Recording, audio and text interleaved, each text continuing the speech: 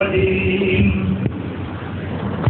الله الرحمن الرحيم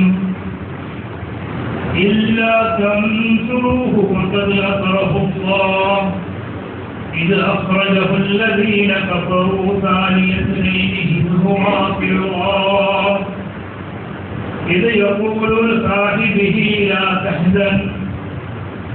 تحزن إن الله معنا وأنزل الله سكينته عليه وأيده بجنود لم تروها وجعل كلمة الذين كفروا السفلى وكلمة الله هي العليا والله عزيز حكيم. صدق الله العظيم. ബഹുമാനരായ സഹോദരി സഹോദരന്മാരെ, ജീവിതത്തിൻ്റെ എല്ലാ മേഖലകളിലും എല്ലാ രംഗങ്ങളിലും അല്ലാഹുവിൻ്റെ വിധിവിലക്കുകൾ പാലിച്ചുകൊണ്ട് ജീവിതം നയിക്കണമെന്ന് എല്ലാവരോടും വസിയത്ത് ചെയ്യുകയാണ്.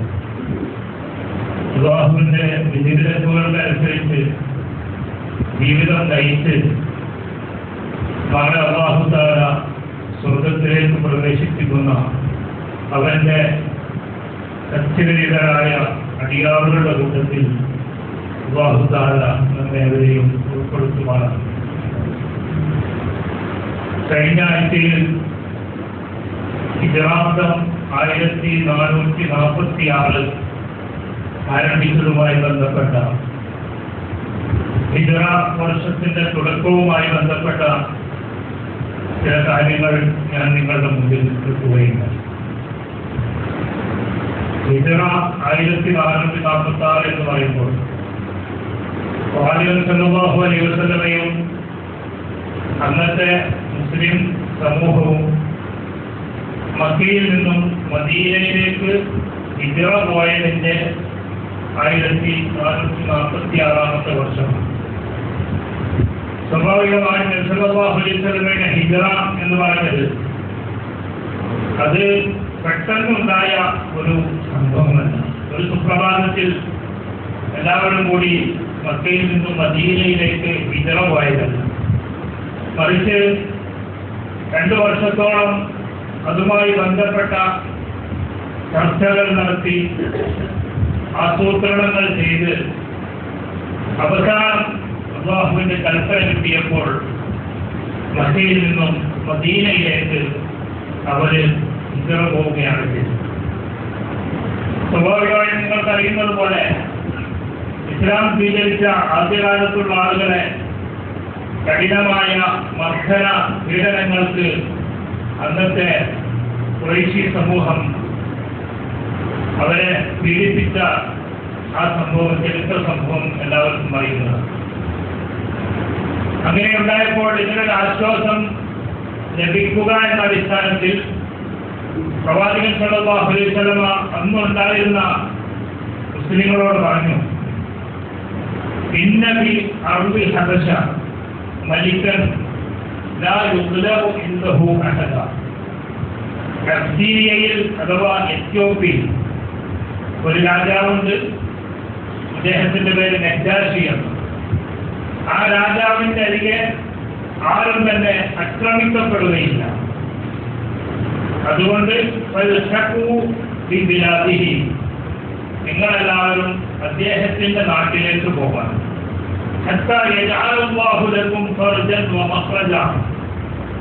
നിങ്ങൾക്ക് ഇതിന് ഒരു മാർഗം അല്ലാഹു തആല കാണിക്കുന്നത് വരെയും തൽക്കാലത്തേക്ക് നിങ്ങൾ അബ്സീനയിലേക്ക് പോകണമെന്ന് അന്നുണ്ടായിരുന്ന മുസ്ലിങ്ങളോട് പ്രവാചകൻ സല്ലല്ലാഹു അലൈഹി വസല്ലമ ആവശ്യപ്പെട്ടു. അങ്ങനെ മുസ്ലിം സമൂഹത്തിന്റെ ഒന്നാമത്തെ ഹിജ്റ അബ്സീനിയയിലേക്കായിരുന്നു, എത്യോപ്യയിലേക്ക്.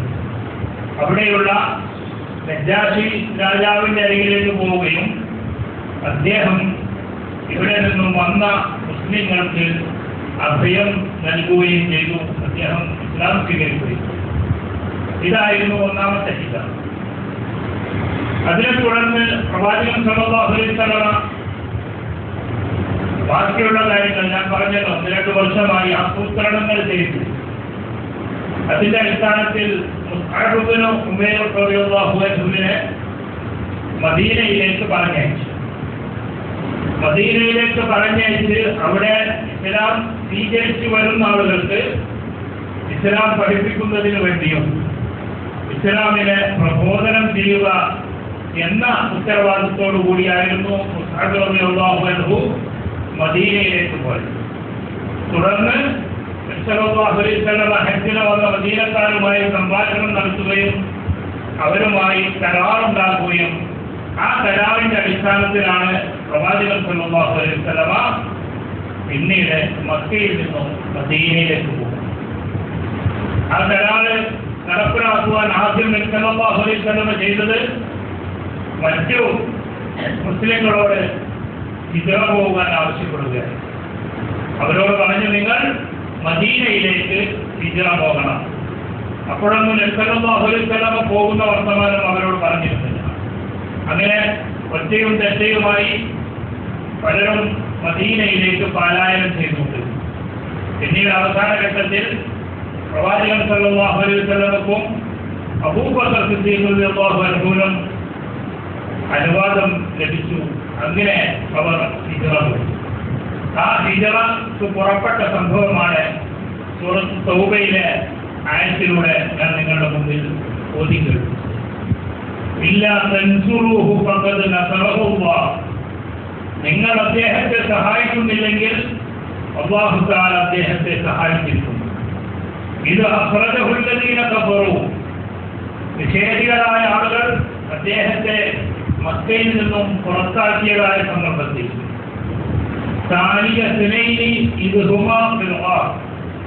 അവർ ഗുഹയിലായിരുന്ന സന്ദർഭത്തിൽ അഥവാ ഗുഹയിലാണ് ആദ്യം സല്ലല്ലാഹു അലൈഹി വസല്ലം അഭയം തേടി. അങ്ങനെ ഇരിക്കുന്ന സമയത്ത് രണ്ടിൽ ഒരുവൻ ഇത് യഖൂലു സാഹിബിഹി ലാ തഹ്സൻ ഇന്നല്ലാഹ മഅനാ. രണ്ടിൽ ഒരുവൻ എന്ന് പറഞ്ഞാൽ അബൂബക്കർ സിദ്ദീഖ് റളിയല്ലാഹു അൻഹുവും മുഹമ്മദ് മുസ്തഫ സല്ലല്ലാഹു അലൈഹി വസല്ലമയുമായിരുന്നു. രണ്ടുപേരും അവിടെ ഇരിക്കുന്ന സന്ദർഭത്തിൽ ഗുഹയിൽ അബൂബക്കർ സിദ്ദീഖ് റളിയല്ലാഹു അൻഹുവിന് വളരെയധികം അസ്വസ്ഥത ഉണ്ടായപ്പോൾ എന്തെങ്കിലും പ്രശ്നങ്ങൾ ഉണ്ടാകുമോ, എന്റെ പ്രവാചകൻ സല്ലല്ലാഹു അലൈഹി വസല്ലമക്ക് വല്ലതും ബാധിക്കുമോ എന്ന പല പേടിയും അദ്ദേഹത്തെ ബാധിച്ചപ്പോൾ സല്ലല്ലാഹു അലൈഹി വസല്ലമ അദ്ദേഹത്തെ ആശ്വസിപ്പിച്ചുകൊണ്ട് പറഞ്ഞു, ലാ തഹ്സൻ ഇന്നല്ലാഹ മഅനാ. താങ്കൾ വിഷമിക്കേണ്ടതില്ല, കാരണം നമ്മുടെ കൂടെ ഉള്ളത് അല്ലാഹുവാണ്. ഫഅൻസലല്ലാഹു സകീനതഹു അലൈഹി. അങ്ങനെ അല്ലാഹു തആല ശാന്തിയും സമാധാനവും അദ്ദേഹത്തിന് നൽകി കൊടുത്തു. മാത്രമല്ല വഅയ്യദഹു ബിജുനൂദിൻ ലം തറൗഹ.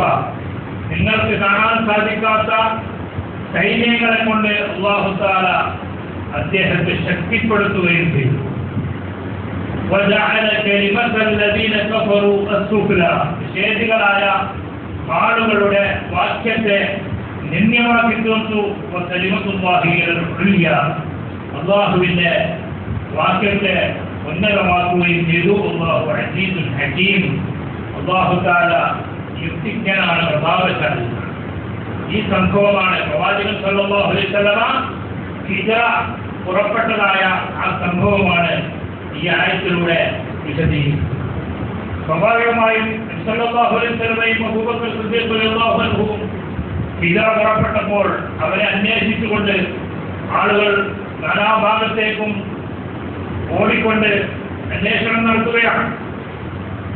ഇവർ നിൽക്കുന്നതായ സൗർ ഗുഹയുടെ അടുത്തും ആളുകൾ എത്തി. അവരൊന്ന് താഴ്ഭാഗത്തേക്ക് കുനിഞ്ഞു നോക്കിയിട്ടുണ്ടെങ്കിൽ ഇവരെ കാണും. കാരണം അവരുടെ കാലടിപ്പാദങ്ങൾ അബൂബക്കർ സിദ്ദീഖ് റളിയല്ലാഹു അൻഹുവിന് കാണുവാൻ സാധിക്കുന്നു. അങ്ങനെ ഇരിക്കുമ്പോൾ അവരുടെ ആ സംഭവമാണ് പിന്നീട് വിശദീകരിക്കുന്നത്. അബീ ബക്കർ റളിയല്ലാഹു അൻഹു അദ്ദേഹം ഉദ്ധരിച്ചതായ ഹദീസ്, ഖുൽതു ലിനബി സല്ലല്ലാഹു അലൈഹി വസല്ലം ഫിൽ ഗാർ. ഞാൻ ഗുഹയിലായിരുന്നപ്പോൾ പ്രവാചകൻ സല്ലല്ലാഹു അലൈഹി വസല്ലമയോട് ഞാൻ പറഞ്ഞു, ലൗ അന്ന അഹദഹും നദറ തഹ്ത ഖദമൈഹി ലഅബ്സറ. അവരിൽ ആരെങ്കിലും അവരുടെ കാലിന്റെ അടിയിലേക്കൊന്ന് നോക്കുകയാണെങ്കിൽ അവർ നമ്മെ അവർ നമ്മെ കാണുമായിരുന്നു.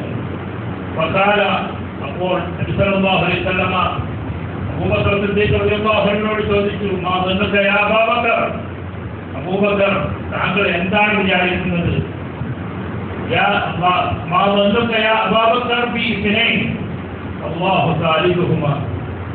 അല്ലാഹു മൂന്നാമനായിരിക്കുന്ന ഈ രണ്ടാളുകളെ പറ്റി താങ്കൾ എന്താണ് വിചാരിക്കുന്നത്? എന്തിനാണ് താങ്കൾ ബുദ്ധിമുട്ടുന്നത്? നമ്മൾ രണ്ടുപേർ മാത്രമല്ല, മൂന്നാമനായിക്കൊണ്ട് ഇവിടെ അല്ലാഹു തആല ഉണ്ടല്ലോ എന്ന് അദ്ദേഹത്തെ പറഞ്ഞ് സമാധാനിപ്പിച്ച ആ സംഭവമാണ് ഹദീസിലൂടെ അബൂബക്കർ സിദ്ദീഖ് റളിയല്ലാഹു അൻഹു വിശദീകരിച്ചിട്ടുള്ളത്. അപ്പോൾ അല്ലാഹു തആല അയ്യദഹു ബിജുനൂദിൻ ലം തറൗഹ, ഖുർആനിലെ ആയത്തിൽ തന്നെ വിശദീകരിച്ചതാണ്. നിങ്ങൾക്ക് കാണാൻ സാധിക്കാത്ത സൈന്യത്തെ കൊണ്ട് അല്ലാഹു തആല ഇവരെ ശക്തിപ്പെടുത്തി. ഇവരിങ്ങനെ വന്നു നോക്കി. സൗർ ഗുഹയുടെ എല്ലാ ഗുഹകളും അവർ പരിശോധിച്ചു കൊണ്ടിരിക്കുകയാണ്. ഈ ഗുഹയുടെ മുൻഭാഗത്ത് വന്നപ്പോൾ ആ ഗുഹാമുഖത്ത് തന്നെ ചിലന്തി വല, അതായത് ആളുകൾ പ്രവേശിച്ചിട്ടുണ്ടെങ്കിൽ അവിടെ ചിലന്തി വല ഉണ്ടാവുകയില്ല. അങ്ങനെ ചിലന്തി വല നെയ്തിരിക്കുന്നു. ഒരു ഭാഗത്തേക്ക് നോക്കുമ്പോൾ അവിടെ ഒരു പ്രാവ് മുട്ടയിട്ടുകൊണ്ടിരിക്കുന്നു.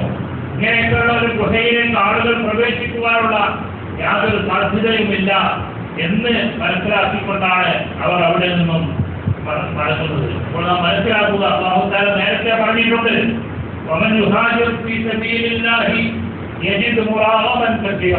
ആരെങ്കിലും അല്ലാഹുവിന്റെ മാർഗ്ഗത്തിൽ ഹിജറ പുറപ്പെട്ടാൽ അവർക്ക് ധാരാളം വിഭവങ്ങൾ ലഭിക്കുന്നതാണ്. എന്ന് വെച്ചാൽ അല്ലാഹുവിന്റെ എല്ലാ വിധത്തിലുമുള്ള സഹായം അവർക്കുണ്ടായിരിക്കും എന്നാണ് ആ പറഞ്ഞതിന്റെ അടിസ്ഥാനം.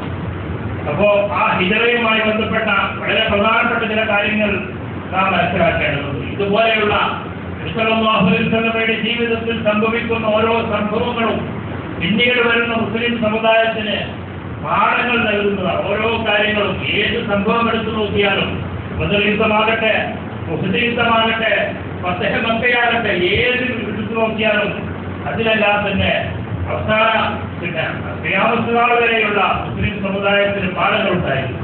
അതുപോലെ ധാരാളം പാഠങ്ങളുടെ കൂട്ടത്തിൽ ചിലത് മാത്രം ഞാൻ നിങ്ങളുടെ ശ്രദ്ധയിൽപ്പെടുത്തുകയാണ്. ഒന്ന്, വിശദമാകുന്ന ഒന്നാമത്തെ പാഠം, അല്ലാഹുവിന്റെ മാർഗത്തിൽ സകലതും ത്യജിക്കുവാൻ സന്നദ്ധതയുള്ളവരായിരിക്കണം മുസ്ലിങ്ങൾ എന്നത്. അതാണ് അവിടെ സംഭവിക്കുന്നത്. നിങ്ങൾ ആലോചിച്ച് നോക്കൂ, എല്ലാവിധ സാമ്പത്തിക സൗകര്യങ്ങളുള്ള, എല്ലാവിധ കൃഷിയും അതുപോലെ തന്നെ തോട്ടങ്ങളും വീടും എല്ലാം ഉണ്ടായിരുന്ന അവർ സകലതും ത്യജിച്ചുകൊണ്ട് പോവുകയാണ് മക്കയിൽ നിന്നും മദീനയിലേക്ക്. ചില ആളുകളൊക്കെ വലിയ കച്ചവടക്കാരായിരുന്നു. ചിലരുടെയൊക്കെ സ്വയംപ്രതിയുടെ സംഭവങ്ങളൊക്കെ നിങ്ങൾക്കറിയാം. വലിയ വലിയ കച്ചവട തിരക്കുകളുള്ള, കണക്കില്ലാത്ത സമ്പത്തുള്ള, അതെല്ലാം തന്നെ പൂർണ്ണമായും ഉപേക്ഷിച്ചുകൊണ്ടാണ് അവർ ഹിജറ പോകുന്നത്. അപ്പോൾ മനസ്സിലാക്കേണ്ടതായ വിഷയം, ആദർശത്തിന്റെ സംരക്ഷണത്തിന് വേണ്ടി സകലതും ത്യജിക്കുവാൻ സന്നദ്ധതയുള്ളവരായിരിക്കാം മുസ്ലിം എന്ന പാഠമാണ് പ്രവാചകൻ സല്ലല്ലാഹു അലൈഹി വസല്ലമ അവിടെ പഠിപ്പിക്കുന്നത്. അതുപോലെ തന്നെ നിങ്ങൾക്കറിയാം, അമാനത്തുമായി ബന്ധപ്പെട്ട വലിയൊരു പാഠം സല്ലല്ലാഹു അലൈഹി വസല്ലമ അവിടെ പഠിപ്പിച്ചുകൊണ്ടാണ് പോയത്. അതായത് ഇവരെല്ലാവരും പ്രവാചകൻ സല്ലല്ലാഹു അലൈഹി വസല്ലമയുടെ വീട് വളഞ്ഞതായ സന്ദർഭത്തിൽ അലി ഇബ്നു അബീ ത്വാലിബിനെ അവിടെ കിടക്കുവാൻ ഏൽപ്പിച്ചുകൊണ്ട് നബി സല്ലല്ലാഹു അലൈഹി വസല്ലമ പുറപ്പെട്ടു പോരുകയാണ് ചെയ്തത്.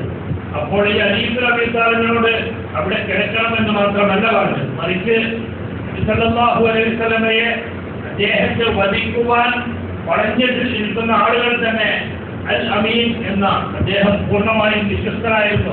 അവിടെ ഏറ്റവും വിശ്വസിക്കുവാൻ പറ്റുന്ന ഒരു വ്യക്തി ഉണ്ടായിരുന്നെങ്കിൽ അത് നബി സല്ലല്ലാഹു അലൈഹി വസല്ലമയായിരുന്നു. അതുകൊണ്ട് അവരുടെ അദ്ദേഹം പല സമ്പത്തും സൂക്ഷിക്കുവാൻ ഏൽപ്പിച്ചിരുന്നത് നബി സല്ലല്ലാഹു അലൈഹി വസല്ലമയായിരുന്നു.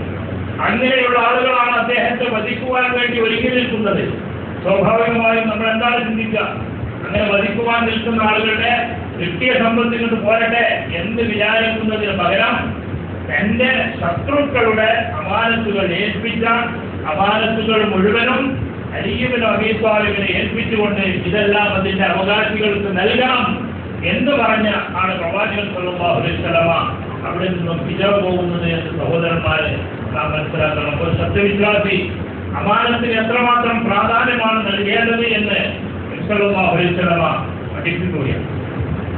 അതുപോലെ തന്നെ അവര് ഖുറൈശികൾ പ്രഖ്യാപിച്ചു, മുഹമ്മദിനെയും അബൂബക്കറിനെയും കണ്ടെത്തുന്നവർക്ക് 100 ഒട്ടകം ഇനാം സമ്മാനമായിക്കൊണ്ട് 100 ഒട്ടകം. ഒരു ഒട്ടകം എന്ന് പറഞ്ഞാൽ തന്നെ നിങ്ങൾക്ക് വില അറിയുന്നതാണ്. അങ്ങനെയുള്ള 100 ഒട്ടകങ്ങൾ, ചില ഒട്ടകങ്ങൾക്കൊക്കെ ലക്ഷക്കണക്കിന് രൂപ വിലയുള്ള അങ്ങനെയുള്ള 100 ഒട്ടകങ്ങളാണ് നബിയെയും അബൂബക്കർ സിദ്ദീഖിനെയും വിളിച്ചു കൊടുത്താൽ നൽകുക എന്ന് പറഞ്ഞതിന്റെ അടിസ്ഥാനത്തിലാണ് ഈ ആളുകളെല്ലാം തന്നെ നാനാഭാഗത്തേക്കും കുതിരപ്പുറത്തും ഒട്ടകപ്പുറത്തും എല്ലാം തന്നെ പുറപ്പെട്ടുകൊണ്ട് പോകുന്നു. അങ്ങനെ ഏതാണ്ട് ഒരു ഐഡിയ മനസ്സിലാക്കിയ സുറാഖത്ത് ബിൻ മാലിക്, അദ്ദേഹം പിന്നീട് ഇസ്ലാം സ്വീകരിക്കുകയുണ്ടായി. സുറാഖത്ത് ബിൻ മാലിക് ഇവർ പോയ ഭാഗത്തിലൂടെ സഞ്ചരിക്കുകയും സല്ലല്ലാഹു അലൈഹി വസല്ലമയെയും അബൂബക്കർ സിദ്ദീഖിനെയും കണ്ടെത്തുകയും ചെയ്തു. അങ്ങനെ അവരുടെ അടുത്ത് എത്താൻ ആയ സന്ദർഭത്തിൽ അദ്ദേഹം തന്നെ പറയുന്നു, അദ്ദേഹത്തിന്റെ ആ സംഭവം അബൂ സുഫിയാൻ എന്ന് എത്തമിയ അതോട് റസൂൽ എന്ന് പറഞ്ഞുകൊണ്ട് അബൂ സുഫിയാൻ സുറാഖത്തിന്റെ മാലിക്കിനെ ഏൽപ്പിച്ചതാണ് അവരെ പിൻവലിച്ചുകൊണ്ട് പോകണം. അങ്ങനെ സല്ലല്ലാഹു അലൈഹി വസല്ലമയുടെ അടുത്തെത്തിയ സന്ദർഭത്തിൽ ഈ അദ്ദേഹത്തിന്റെ കുതിരയുടെ കാലുകൾ ചളിയിൽ മണ്ണിൽ കൊണ്ടുപോയി. അത് പറിച്ചെടുക്കുവാൻ സാധിക്കുന്നില്ല. സല്ലല്ലാഹു അലൈഹി വസല്ലമയെയും അബൂബക്കർ സിദ്ദീഖിനെയും കണ്ട് സന്തുഷ്ടനായ അദ്ദേഹത്തിന് അങ്ങോട്ട് എത്താൻ സാധിക്കുന്നില്ല. കുതിരയുടെ കാലുകൾ മണ്ണിൽ കൂട്ടിപ്പോയി. അങ്ങനെ അദ്ദേഹം രക്ഷപ്പെടുവാൻ വേണ്ടി സല്ലല്ലാഹു അലൈഹി വസല്ലമയോട് പ്രാർത്ഥിക്കുവാൻ പറഞ്ഞു. പ്രവാചകരെ, താങ്കൾ എനിക്ക് വേണ്ടി പ്രാർത്ഥിക്കണം. ഞാൻ നിങ്ങളെ പിടിക്കുവാൻ വേണ്ടി വന്നവരായിരുന്നു, പക്ഷേ എനിക്ക് അങ്ങോട്ട് അടുക്കുവാൻ സാധിക്കുന്നില്ല. അങ്ങനെ അദ്ദേഹം സല്ലല്ലാഹു അലൈഹി വസല്ലമ പ്രാർത്ഥിക്കുകയും സുറാഖത്ത് ബിൻ മാലിക്കിന്റെ കുതിര മണ്ണിൽ നിന്നും വേറിടുകയും ചെയ്തു.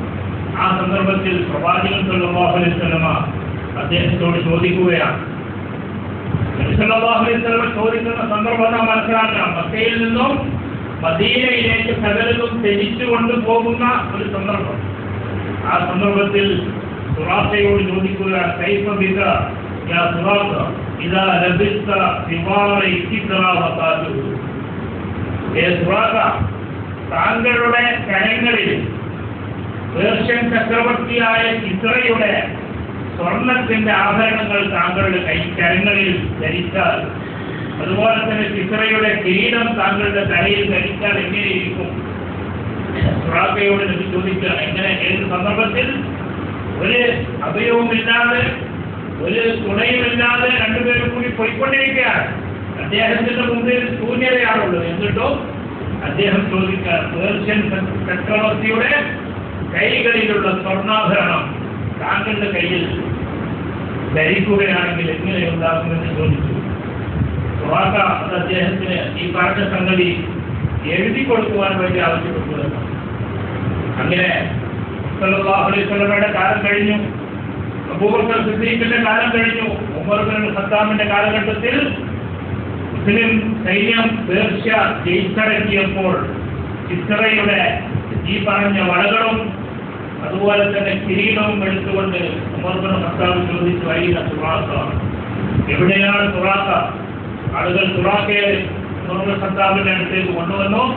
ആ സന്ദർഭത്തിൽ ഇതാ പ്രവാചകൻ സല്ലല്ലാഹു അലൈഹി വസല്ലമ താങ്കളോട് വാഗ്ദത്തം ചെയ്തതായ വളകളും കിരീടവും എന്ന് പറഞ്ഞ് സുറാഖത്ത് ബിൻ മാലിക് റളിയല്ലാഹു അൻഹുവിന് അത് നൽകിയ സംഭവം ചരിത്രത്തിൽ രേഖപ്പെടുത്തിയിട്ടുണ്ട്. പ്രവാചകൻ സല്ലല്ലാഹു അലൈഹി വസല്ലമ അല്ലാഹുവിന്റെ റസൂലായിരുന്നു എന്നതിന് മറ്റെന്തെങ്കിലും തെളിവിന്റെ ആവശ്യമുണ്ടോ? ഇത്രമാത്രം അങ്ങനെയുള്ള ഒരു കാര്യമായിരുന്നു പ്രവാചകൻ സല്ലല്ലാഹു അലൈഹി വസല്ലമ ആ സന്ദർഭത്തിൽ. അതുപോലെ തന്നെ മറ്റൊരു പാഠമാണ്, സല്ലല്ലാഹു അലൈഹി വസല്ലമ ഹിജ്റ പോകുമ്പോൾ അദ്ദേഹത്തിന്റെ കൂടെ അബൂബക്കർ സിദ്ദീഖ് 2 ഒട്ടകപ്പുറത്തങ്ങനെ പോവാണ്. ആ പോകുന്ന സന്ദർഭത്തിൽ മദീനയിലേക്ക് വഴി കാട്ടുവാൻ വേണ്ടി അദ്ദേഹം ഒരു വ്യക്തിയെ ഏൽപ്പിച്ചിരുന്നു. അബ്ദുല്ലാഹ് ഇബ്നു ഉറൈഖ് എന്നാണ് പേര്. ഈ അബ്ദുല്ലാഹ് ഇബ്നു ഉറൈഖ് മുശ്രിക്കായ മനുഷ്യനായി. അപ്പോ എന്താണ് അവിടെ എന്താ മറ്റാളുകൾ കിട്ടുകയില്ല, കിട്ടും. പക്ഷേ നബി സല്ലല്ലാഹു അലൈഹി വസല്ലം അവിടെയും ഒരു പാഠം പഠിപ്പിക്കുകയാണ്. ഭൗതികമായ സന്ദർഭങ്ങളിൽ ഇതര മതസ്ഥരുടെയും സഹായം തേടിക്കൊണ്ട് നമുക്ക് ആ കാര്യങ്ങൾ നടപ്പിലാക്കുന്നതിന് ഇസ്ലാം ഒരിക്കലും വിരോധം നിൽക്കുന്നില്ല എന്നുള്ള പാഠം പഠിപ്പിക്കാനായിരുന്നു അബ്ദുല്ലാഹ് ഇബ്നു ഉറൈഖിനെ വഴികാട്ടിയായി സല്ലല്ലാഹു അലൈഹി വസല്ലം സ്വീകരിച്ചത്. അതുപോലെ തന്നെ മറ്റൊരു പാഠമാണ് സല്ലല്ലാഹു അലൈഹി വസല്ലം ഹിജ്റ പോകുന്ന സന്ദർഭത്തിൽ അദ്ദേഹത്തിന് ഹിജ്റ പോകുവാൻ വേണ്ടി ആളുകൾ എന്തും നൽകുവാൻ സന്നദ്ധരാണ്. അതുകൊണ്ട് തന്നെ ഒരാള് അദ്ദേഹത്തിന് ഒരു ഒട്ടകം നൽകുവാൻ വേണ്ടി തയ്യാറായി. ആ സന്ദർഭത്തിൽ സല്ലല്ലാഹു അലൈഹി വസല്ലം പറഞ്ഞു, എന്റേതല്ലാത്ത ഒരു വാഹനത്തിൽ ഞാൻ കയറുകയില്ല എന്ന് പറഞ്ഞപ്പോ സല്ലല്ലാഹു അലൈഹി വസല്ലമയിൽ നിന്നും വില വാങ്ങിക്കൊണ്ടാണ് ആ ഒട്ടകത്തെ വാങ്ങിയത്. അപ്പോൾ അതുപോലെയുള്ള സന്നിഗ്ധ ഘട്ടത്തിൽ പോലും സല്ലല്ലാഹു അലൈഹി വസല്ലമ കാണിച്ച സൂക്ഷ്മതയാണ് സഹോദരന്മാരെ നാം ഇതിൽ നിന്നും മനസ്സിലാക്കിയത്. അതുപോലെ തന്നെ അദ്ദേഹത്തിന്റെ യാത്ര എന്ന് പറയുന്നത് വളരെയധികം ആസൂത്രണങ്ങളോടുകൂടിയായിരുന്നു. എന്തിനാണ് ഇങ്ങനെയുള്ള ആസൂത്രണങ്ങൾ ചരിത്രം നമുക്ക് പഠിപ്പിച്ചു തരുന്നത്? അതുകൂടി നാം മനസ്സിലാക്കണം. അദ്ദേഹം നടത്തിയതായ ആസൂത്രണങ്ങൾ മക്ക എന്ന് പറഞ്ഞാൽ മദീന മക്കയുടെ വടക്ക് ഭാഗത്താണ്. എന്നാൽ അദ്ദേഹം യാത്ര തുടങ്ങിയത് തെക്ക് ഭാഗത്ത്. കാരണം ആളുകൾ അന്വേഷിച്ചു വരുമ്പോൾ സ്വാഭാവികമായും മദീനയിലേക്ക് പോകുന്ന ഭാഗങ്ങളാണ് നോക്കുക. കാരണം അദ്ദേഹത്തിന്റെ മുമ്പ് ആളുകൾ ഹിജ്റ പോയത് മുഴുവൻ മദീനയിലേക്കാണ്. അതുകൊണ്ട് അവരെ എത്തിക്കുന്നതിന് വേണ്ടി പ്രവാചകൻ സല്ലല്ലാഹു അലൈഹി വസല്ലം നേരെ എതിർ ഭാഗത്തേക്കാണ് പോയത്. അവിടെ പോയിക്കൊണ്ട് സൗർ ഗുഹയിൽ 3 ദിവസം താമസിച്ചതിന് ശേഷമാണ് പിന്നീട് മദീനയിലേക്ക് യാത്ര പോകുന്നത്. അതുകൊണ്ട് തന്നെ ഈ പറഞ്ഞ സുറാഖക്കല്ലാതെ വേറാർക്കും അദ്ദേഹത്തെ കണ്ടെത്തുവാൻ സാധിച്ചിട്ടില്ല. ഇതാണ് വ്യക്തമായ ആസൂത്രണങ്ങൾ.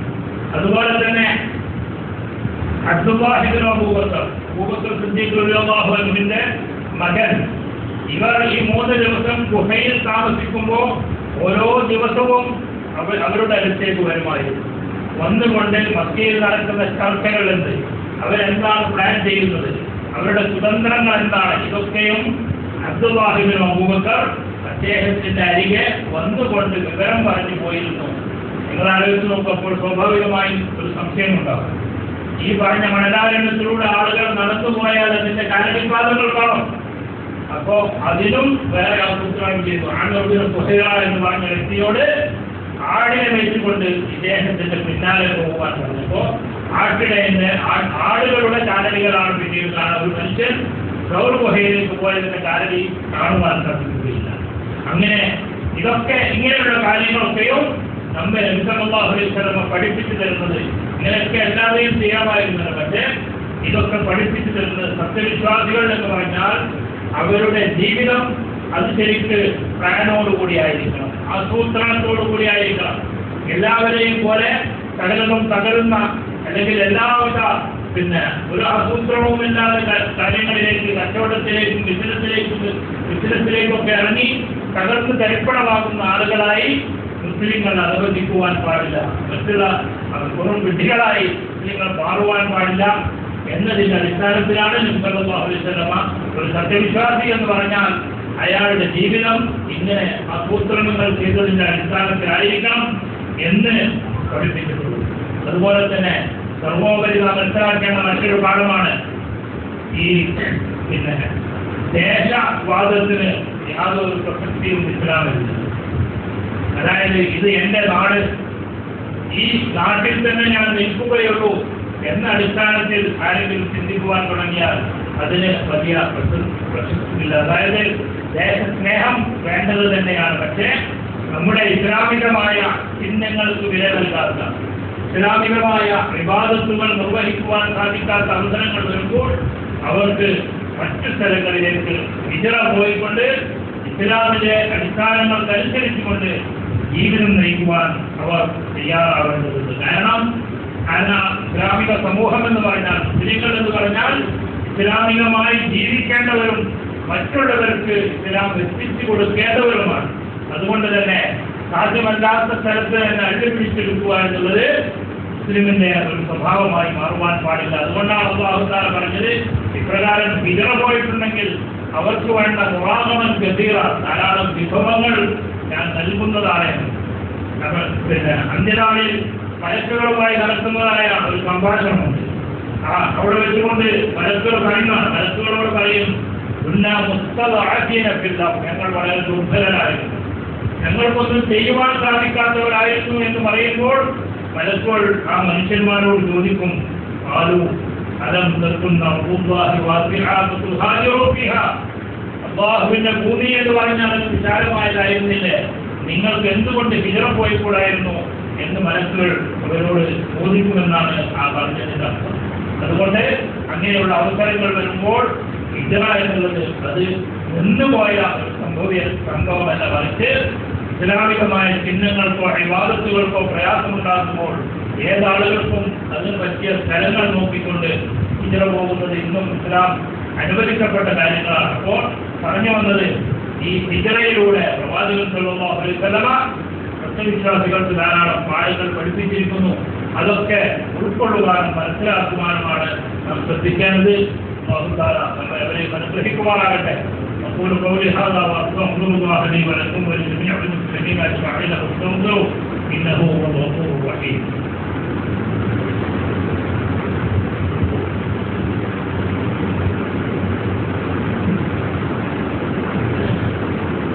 الحمد لله نحمده ونصلي على رسوله الأمين وعلى آله وصحبه أجمعين.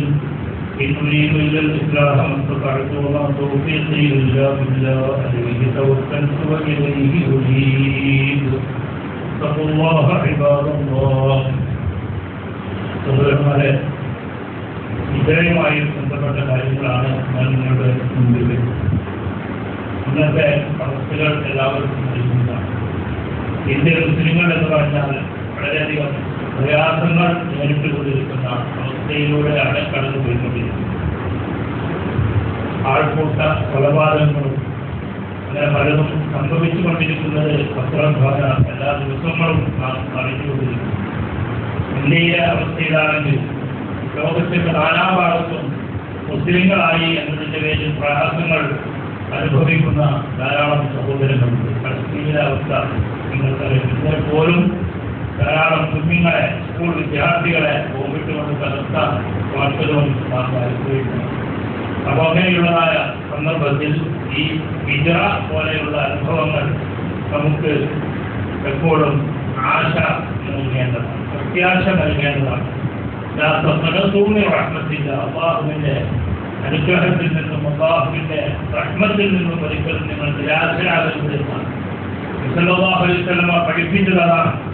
അതുകൊണ്ട് ഏത് ആളുകളാണെങ്കിലും ശരി, അവരെല്ലാം തന്നെ പ്രത്യാശയോടുകൂടിയാണ് മുന്നോട്ട് പോകുന്നത്. സല്ലല്ലാഹു അലൈഹി വസല്ലം ഹിജ്റ പോയി 10 വർഷങ്ങൾക്ക് ശേഷം മക്കയിൽ നിന്നും മദീനയിൽ നിന്നും മക്കയിലേക്ക് മടങ്ങി വരുമ്പോൾ ആ പറഞ്ഞ അദ്ദേഹത്തെ ആട്ടിയോടിച്ച ആ മക്ക അദ്ദേഹത്തിന്റെ കീഴിലായിക്കൊണ്ടായിരുന്നു പിന്നീട് 10 വർഷങ്ങൾക്ക് ശേഷം മക്കയിലേക്ക് വരുന്നത് എന്നുള്ളത് നമ്മൾ മനസ്സിലാക്കണം.